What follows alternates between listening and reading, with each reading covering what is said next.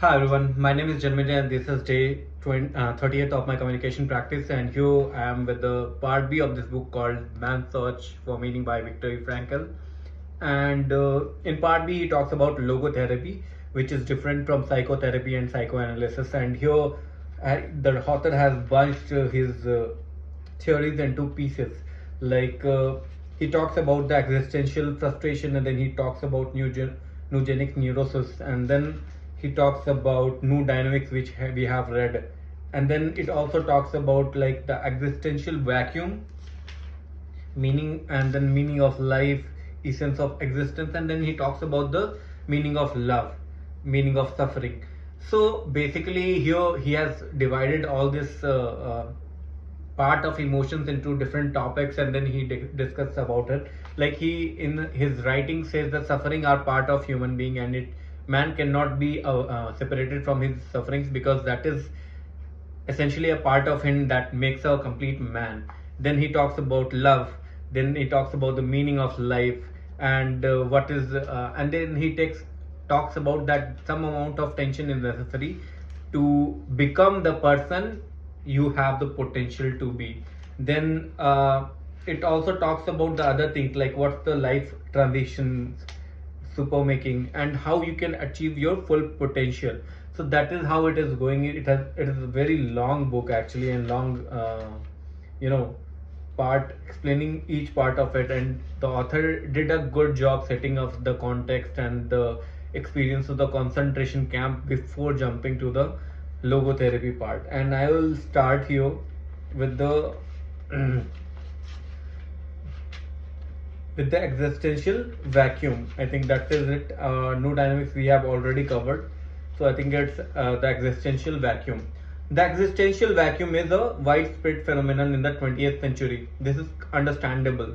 It may be due to a twofold loss which man has to go since he become a truly human being. At the beginning of human history, man lost some of the basic animal instincts in which an animal's behavior is embedded and by which it is secured. Such security is like paradise, is a close to man forever.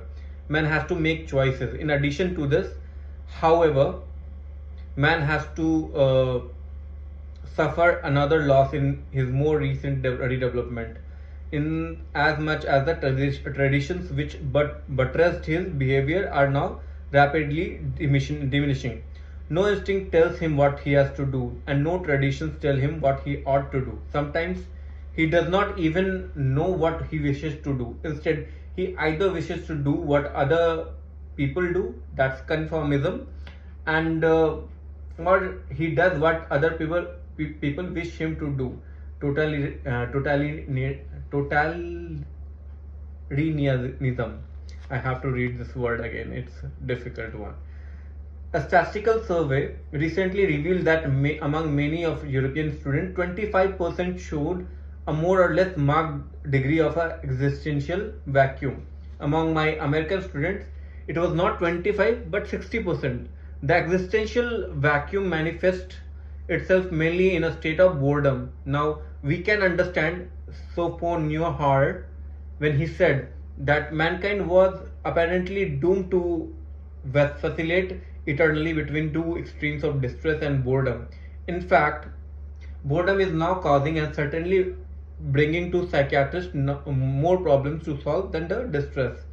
And these problems are going increasingly crucial for progressive automation will lead to an enormous amount increase in the leisure hours available to the average worker. The pity of it that many of these will not know what to do with their newly acquired free time. Let us consider, for instance, Sunday neurosis, that kind of depression which afflicts people who become aware of the lack of content in their lives when the rush of the busy week is over and the void within themselves become manifest. Not a few cases of suicide can be traced back to this existential vacuum. Such widespread phenomena as depression, aggression, and addictions are not understandable unless we recognize the existential vacuum underlying them. This is also true of the crisis of pensioners and aging people. Moreover, there are various masks and guises under which the existential vacuum appears. sometimes the frustration will be to meaning is vicariously compensated for by a will to power, including the most primitive form of the will to power, the will to money.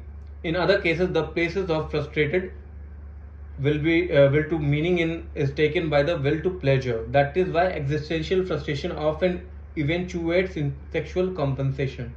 We can observe in such cases that sexual libido became rampant in the existential vacuum. An analogous event occurs in neurotic cases. These are certain types of feedback mechanism and vicious circle formation, which I will touch upon later.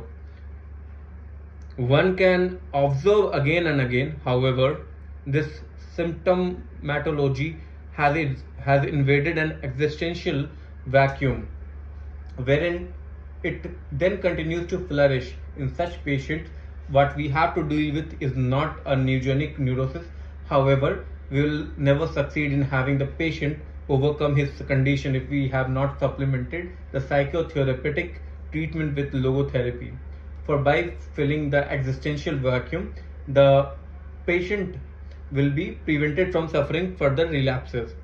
Therefore, logotherapy is indicated not only in neurogenic cases as pointed out above, but also in psychogenic cases. And sometimes even the hematogenic pseudoneurosis. Viewed in this light, a statement once made by Magda B. Arnold is justified. Every therapy must, in some way, no matter how restricted, also be logotherapy. Let us now consider what we can do if a patient asks what the meaning of life is. So here, the author talks about a lot of things like in the times we live, there is a lot of free time available to us, and then we have a void in our life, and we start to fall into relapses, and then we get into this